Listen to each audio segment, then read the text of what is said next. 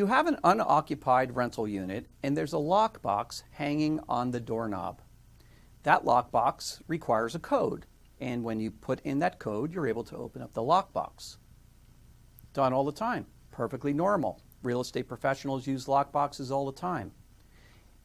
Is it, though, a safe way to allow an applicant access to a rental to look at that rental without you being there? I don't think so. My name is Harry Heist, and I'm the founding partner of Heist, Weiss & Wolk, the property manager's partner. The use of lockboxes has been going on for years. Lockboxes are put on doors all the time, allowing the real estate professional access without actually having to have a key.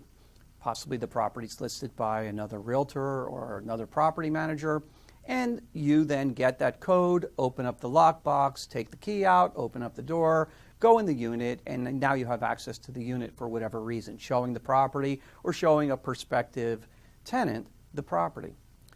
Well, there's been a movement towards being hands-off in property management. And there's some property managers that I work for that allow a prospective tenant to access the property themselves, opening up the lockbox themselves, opening up the door, and showing themselves the property.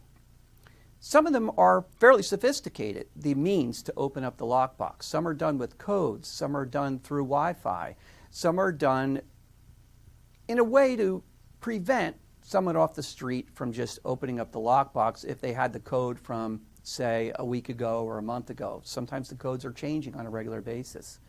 And some property managers have seen this as a way to be able to show the property without having to be there.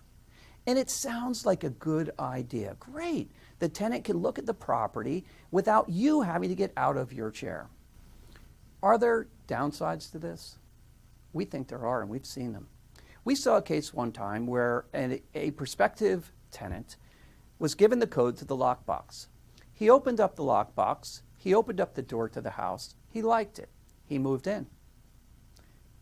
Property manager finds out a few days later that this person moved into the house.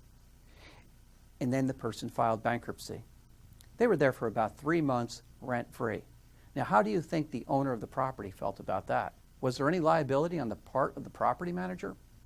We saw another case just recently where some kids were able to get the code to open up the lockbox. They went through the procedure, making it look like they were going to look at the home, and the code was provided to them by email or by text, and the children went into the home where they proceeded to have a nice, fun overnight party, damaging the property in the process. Call me old-fashioned. I don't think it's a good idea.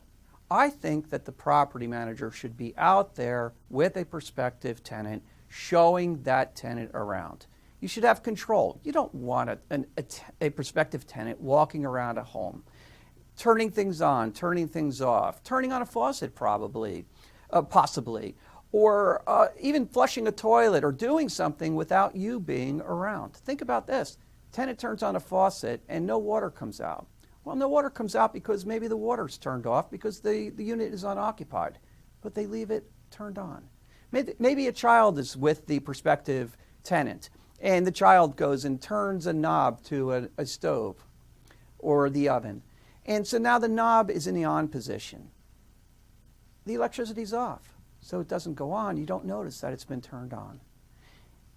Maybe there's some boxes or something piled up on the oven. We've seen fires because of this. The electricity gets turned on, the stove is on, and a fire ensues. Is it a good idea? I think it's lazy. I really do. I don't think it's the right way to go. I think you, as a property manager, should be out there with the prospective tenant, walking the property with the tenant, showing the property, the unit with the tenant, and then closing up, securing the property properly afterwards. Think about it. Is it worth the risk? Is it worth the time that you're going to save to sit at your desk while a property is being shown by a perfect stranger? Oh, sure. You have a picture of the stranger. You have information about the stranger. They've gone through the process with the company that you're using. So you've got some information about this stranger. but the problem is they're still a stranger to you. And for you to allow them access to someone else's property, to someone else's asset, without you being there, I believe there's a risk. Remember, you're an asset manager. It's your duty and your obligation to protect that property and to keep that property safe. If you're going to use a system whereby you allow someone access to that unit without you being there, you better make sure that the owner knows that you're doing this and the owner has agreed to something like this. Understand the risk, make a decision on how much liability you really want to take on. If you have questions about this topic or any other topics, please feel free to email us at info@evict.com.